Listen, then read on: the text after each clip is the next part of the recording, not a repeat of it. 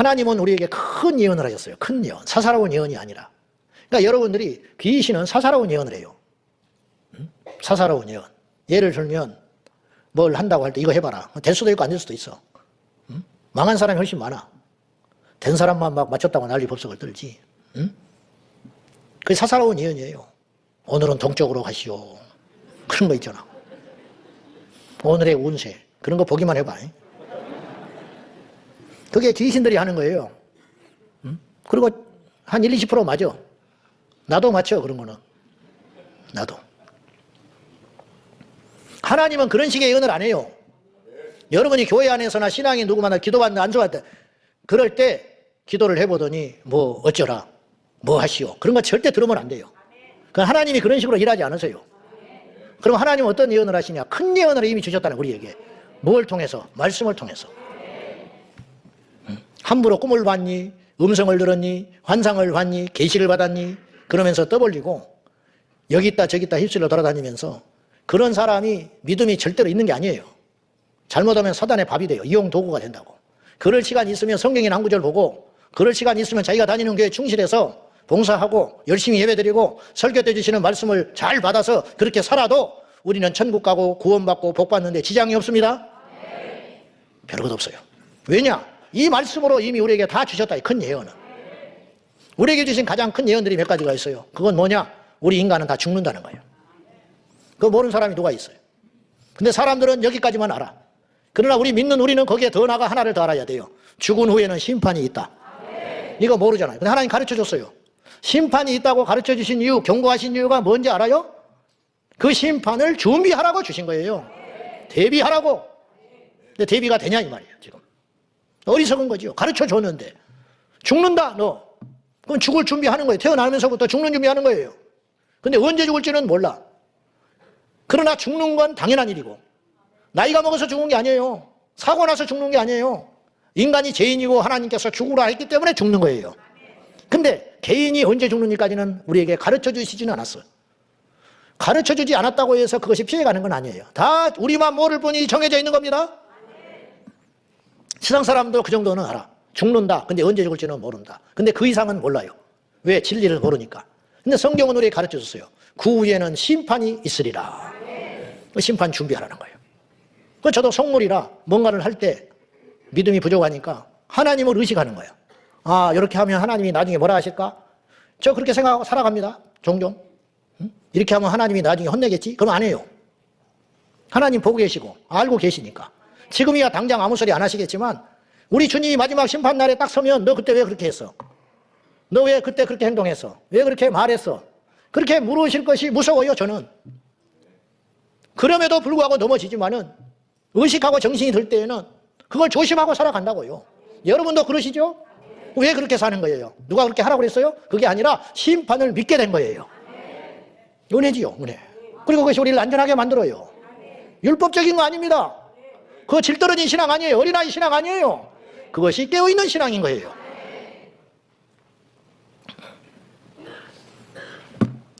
그런데 죽음이 끝이 아니고 심판이 있다. 이거 개인적 종말이라고 그래요. 그리고 성경에는 큰 예언을 했어요. 제가 아까 그랬어요. 사사로운 예언이 아니라고 성경은. 큰 예언, 죽는다, 망한다, 환란이 온다, 핍박이 온다. 이게 큰 예언이거든요. 큰 예언. 대한민국에 이런 어려움이 있다. 그렇게는 안 하셨어요. 그러나 온 인류가 고통을 받는다. 그렇게 해하셨잖아요. 그러니까 남의 이야기인가요? 그렇지 않다는 거죠. 그리고 우주적 종말에 대해서 명확하게 주님이 이야기했었어요. 성경은 개인적 종말과 우주적 종말을 우리에게 가르쳐 준 거예요. 미리. 앞으로 세상이 이렇게 된대요. 여러분 모르는 사람이 거의 없어요. 아주 초신자 빼놓고는. 알고 있어요. 다 앞으로. 우리 주님 오세요? 안 오세요? 오시지요. 우리 죽어요? 살아요? 죽지요. 주님 오시기 전에 어떤 일이 일어나요? 환란이 있죠. 핍박이 있죠. 시련이 있죠. 어떻게 알았어요? 누가 가르쳐 줬어요? 성경에 있더라. 성경.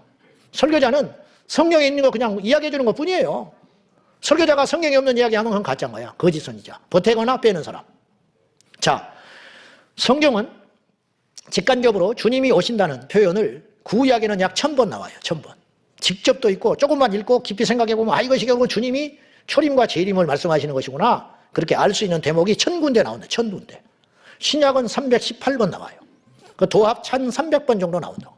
그럼 어느 성경에 몰려 있기도 하고 좀 띄엄띄엄 있기도 하겠지만 성경을 적어도 30분 정도 읽으면 반드시 그게 걸리게 돼 있어. 우리 주님이 오신다는 것이. 신약은 너무 자주 만나고 그러지 않겠습니까? 자, 데살로니가 후서 많고 많은 성경 구절 중에 찾아볼게요. 2장 3절에서 5절 읽어봅니다. 시작. 너희가 미혹되지 말라. 먼저 배교하는 일이 있고 저 불법의 사람 곧 멸망의 아들이 나타나기 전에는 그날이 이르지 아니하리니 그는 대적하는 자라 신이라고 불리는 모든 것과 숭배함을 받는 것에 대항하여 그 위에 자기를 높이고 하나님의 성전에 앉아 자기를 하나님이라고 내세우느니라. 내가 너희와 함께 있을 때 이 일을 너희에게 말한 것을 기억하지 못하느냐. 데살로니가 전후서는 신약 성경에서 제일 먼저 써진 책이에요. 사도 바울의 서신서.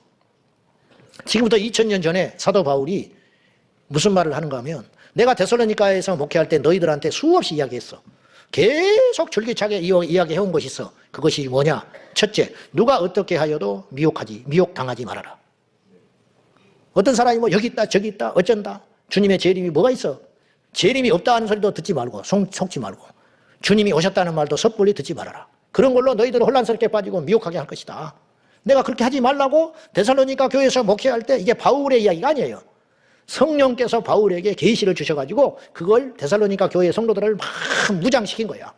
정신 차리고 흔들리지 말고 똑바로 잘 들어라. 그러면서 그걸 편지로 남겨서 오늘 우리에게까지 성령께서 전달하시는 거예요. 먼저 그랬어요. 먼저 배교하는 일이 있고 먼저라는 거예요. 주님이 오시기 전에 먼저 배교하는 일이 반드시 있다는 거예요. 배교라는 건 뭐예요? 믿음을 버리는 거예요. 종교 버리는 거잖아요. 우리 신앙을 버리게끔 한다는 거예요. 그 왜 배교하는 일이 일어나느냐? 예수 믿는 게 힘드니까. 좋으면 왜 배교하겠어요? 힘들고 벅차고 손해가 오고 어려웠고 고통이 오니까. 믿기가 어려우니까 믿던 사람들이 자꾸 믿음을 버려버린 일이 생길 거다. 언제? 우리 주님이 오시기 전에. 그 다음에 배교하는 일이 먼저 일어난 다음에 무슨 일이 일어나느냐? 저 불법의 사람, 곧 멸망의 아들 단수로 나와 있어요. 지금까지 이런 존재들은 여러 복수였어요. 여러 명이 예수 흉내를 내고 다닌 거예요. 안상홍, 이만희 이런 사람들이 메시아를 흉내하잖아요. 문선명 이런 사람들. 이런 정도 시시한 정도의 종교 지도자나 사이비 교주 정도가 아니고 여기서 보시면 다시 한번 비춰봐요. 2장 3절 이하에 불법의 사람 멸망의 아들이 나타나기 전에는 그날이 이르지 아니하리니. 그러면 그 다음에 그는 멸망의 아들이죠. 그가 대적하는 자라. 그는 하나님을 대적하는 자인데 신이라고 불리는 모든 것. 지금 신이라고 불리는 종교들이 많잖아요. 신을 자처하는 자들도 많잖아요. 인간이 만들어 놓은 신도 있잖아요. 부처도 신, 알라도 신. 신 아닌데 인간이 신으로 만들어놨어요. 신으로. 사이비 교주들. 그렇게 신으로 불리는 자기가 부르든 남한테 불리우든 그런 존재들이 역사 이래로 있었어요. 아세라도 신이고. 그런 신들이 있을 때 불리는 모든 것 그리고 숭배함을 받는 모든 것에 대항하여 그들이 이제 숭배받잖아요. 일본에 가면 뭐 2만 개가 넘는 신이 있다. 고양이도 신이고 뭐 온갖 것이 신이니까 신사 차려놓고 그런 모든 신들에 대항하여 그 말은 압도해서 그 위에 자기를 높이고 하나님의 성전에 앉아 자기를 하나님이라고 내세우는 존재가 나올 거라는 거예요. 모든 신들의 신을 통합해버리고 모든 숭배받는 자리의 자리를 뺏어버리고 그만큼의 힘과 기적과 표적을 베풀어가지고 가짜 표적, 가짜의 기적, 가짜의 능력을 그냥 단순히 손을 얹어서 낫는 정도의 기적이 아니라 믿는 우리도 넘어갈 만큼의 정말 강력한 표적. 그러니까 말씀에 써 있지 않으면 깜빡 속을 수 있을 만큼의 기적. 그런 기적을 베풀면서 어떤 자가 적그리스도를 자처하며 신으로 자처하며 하나님의 성전에 앉아 자기가 신이라고 자처할 날이 올 거라는 거예요. 언제? 주님이 재림하시기 전에. 주님이 재림하고 그런 일이 일어나는 게 아니라 그런 일이 있은 다음에 주님이 오시리라. 자, 데살로니가 후서 2장 8절에서 10절 연속선상에서 또 읽어봐요. 시작. 주 예수께서 그 입의 기운으로 그를 죽이시고 강림하여 나타나심으로 패하시리라. 악한 자의 나타남은 사탄의 활동을 따라 모든 능력과 표적과 거짓 기적과 불의의 모든 속임으로 멸망하는 자들에게 있으리니 이는 그들이 진리의 사랑을 받지 아니하여 구원함을 받지 못함이라. 하나님의 사랑을 받지 못하여 구원을 받지 못했기 때문에 그들이 미혹당해서 넘어갈 거라는 거예요. 근데 그들이 당하는 미혹이 만만치 않는 미혹일 거라는 거예요. 어느 정도로 미혹이냐? 모든 능력, 사탄의 활동을 따라 사탄의 능력을 받아서 사탄이 하는 그런 일을 따라서 능력, 표적, 거짓 기적, 불의의 속임으로 멸망하는 자들을 지배하고 그들을 미혹하는데 이들이 하나님께 버림받은 자들, 구원받지 못한 자들이기 때문에 사탄한테 숭배하며 그 밑으로 들어가는 일이 생길 거라는 거예요. 근데 그런 일이 진행되고 있을 때 주께서 하늘에서 강림하여 그 입으로 심판하여 적그리스도를 죽이는 날이 올 거라는 거예요. 적그리스도가 영원하지 않아요. 아주 짧은 기간 동안 이 인류를 통치하고 자기가 신을 자처하는 것을 하나님이 그냥 보시겠어요. 공중에서 재림하신 주님이 단번에 그를 물리치고 우리를 구원하실 거라는 거죠. 아까 우리가 이야기한 뭐 심슨 가족 이야기니 일루미나이트 카드 뭐 이런 이야기, 이런 이들과 비교할 수 없는 절대적으로 큰 예언인 성경의 말씀들. 문제는 이런 예언들이 사실인데, 앞으로 이런 세상이 올 거라고 성경이 제 말이 아니에요. 제 말은 안 들어야 돼. 안 들어도 되고 들어도 되는데, 근데 성경에 있는 이야기 제가 읽었잖아요. 제가 뭐 어디다 갖다 붙였어요? 제가 뭘 하기 위해서 이걸 끌어온 것입니까? 성경에 있는 이야기 우리가 읽었잖아요. 데살로니가 후서에 있는 이야기. 거기서 뭐라고 그래요? 배교가 있으리라. 적그리스도라는 말은 안 했지만 미혹하는 자, 멸망의 아들이 나타나서 하나님의 성전에 앉아. 이게 주님이 말씀하신 대로 멸망에 가증한 것이, 다니엘서에서도 그걸 예언해놨잖아요. 멸망에 가증한 것이 거룩한 것에 선다. 그런 날이 온다. 이미 서기 시작했어요. 게이가 설교하고 있잖아요. 게이. 동성애 게이가 기괴한 복장을 하고 육직의 후드를 걸쳐가지고 설교를 하고 있는데 그 설교를 듣고 있는 성도들이 있잖아요. 그 교회는 그 교회입니까? 더 더러운 거죠. 더 악한 것이고 멸망에 가증한 것이 거룩한 곳에 선 것을 보거든. 중이 강단에 왜 세워? 중을. 그러니까 있을 수 없는 일이 자꾸 일어나게 된다는 거예요. 지금 신학생들이 템플 스테이 하는 거 아세요? 한신대? 신학생들이 갈 데가 없어서 템플 스테이를 합니까? 기도원이나 가지? 절에 가서 자빠져 자 있어? 뭘 훈련한다는 거예요 도대체? 그런데 이게 수십 년 전에 이런 일이 있었으면 지금 발칵 뒤집힐 일이에요, 교회들이. 근데 이게 어제 오늘의 이야기가 아니에요. 이게 10년도 전의 사건이야. 퇴학 한 명도 안 당했어요. 그 학교 총장 하나도 문제 안 당했어요. 교수들 그대로 멀쩡해요. 왜 그러는 거예요 도대체? 이유가 있습니다. 너무 많아, 그런 사람들이. 그런 일들이 너무 많아졌어. 주류가 됐어. 대세가 돼가는 거예요. 그런 타협이. 이 시기가 지나면 어떤 일이 벌어지느냐? 배교와 적그리스도가 출현한다는 거예요. 그리고 참된 믿음의 사람들을 박해하기 시작하겠죠. 문제는 이런 일들이 다 사실인데 듣기가 힘들어요. 말하는 사람도 편치 않고 듣는 사람도 힘드니까. 그래서 들을 기회가 점점 없어집니다. 성경에는 있는데 듣지를 못해. 기가 막힌 일이죠. 어때요? 성경은 그런 이야기가 수두룩하게 써 있는데 듣지를 않아. 왜? 말을 안 해주니까. 그러니까 깨어나지를 못하는 거죠. 그러니까. 그리고 들어도 무시해. 불편해하고. 주님의 재림. 갑자기 오신 게 아니에요. 우리는 주님의 재림을 통하여 주님의 재림을 봐야 돼요. 주님의 이 초림을 통해서 재림을 봐야 되는데, 주님이 오실 때에도 2000년 전에 오실 때 느닷없이 오신 분이 아니에요. 600년 전에 처녀의 몸에서 태어나리라. 아브라함과 다윗의 혈통을 통해서 오시리라. 베들레헴에서 태어나시리라. 태어나실 때 2살 이하 아이들이 다 학살 당하리라. 도대체 어떻게 더 말을 해줘야 돼? 안 믿잖아요. 예수님의 오심을 부정하잖아. 오셨어도 신이 아니라는 거야.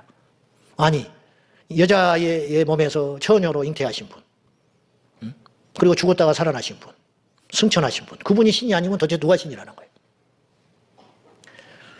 초림이 그렇게 예측됐음에도 불구하고 동방박사 3사람하고 목자 몇 명만 가서 믿고 가서 영접한 거예요. 전 인류 가운데. 그럼 우리 주님 다시 오실 때는 많을까? 그때보다는 많겠죠. 복음이 널리 퍼졌으니까. 그때보다는 많겠지만 서너 명은 아니겠지만은 생각보다 적을 수 있다. 공중에서 예수님 맞이할 사람이. 가만히 생각해 보면요. 제 말을 좀 잘 이해를 해보세요.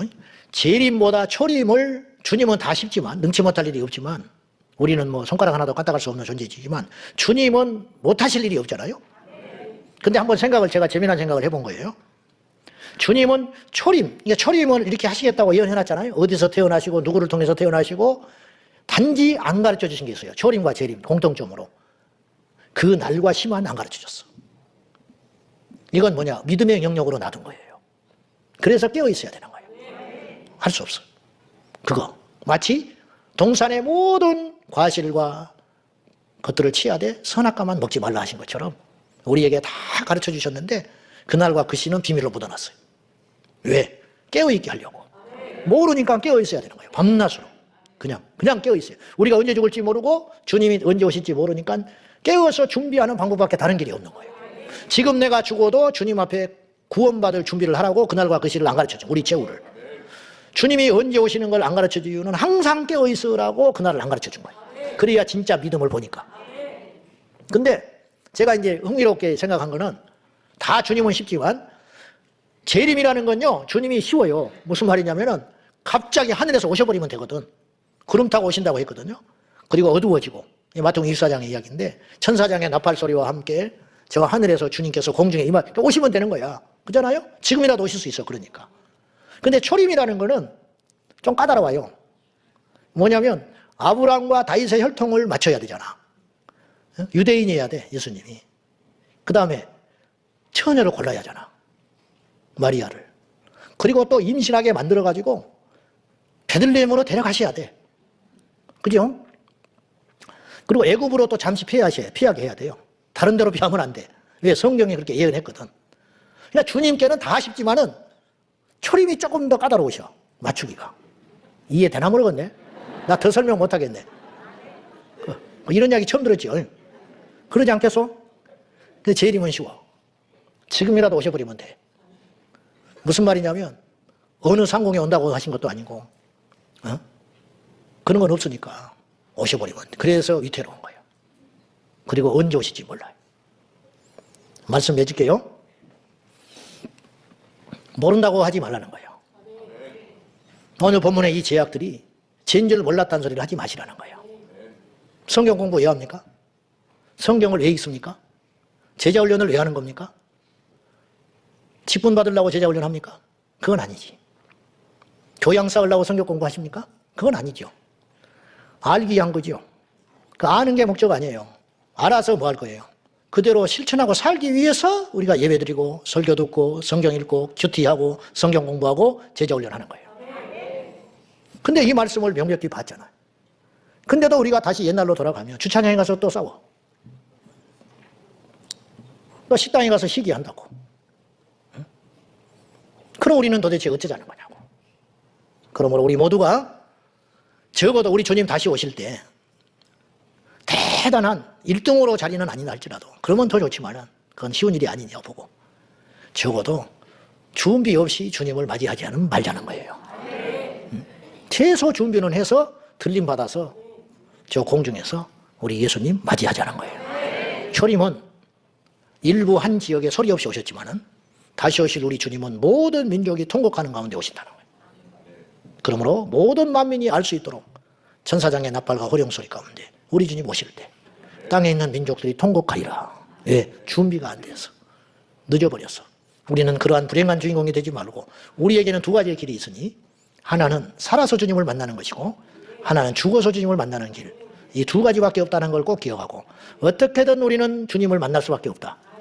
그 심판을 지혜롭게 준비하는 저와 여러분 되기를 예수님의 이름으로 축원합니다.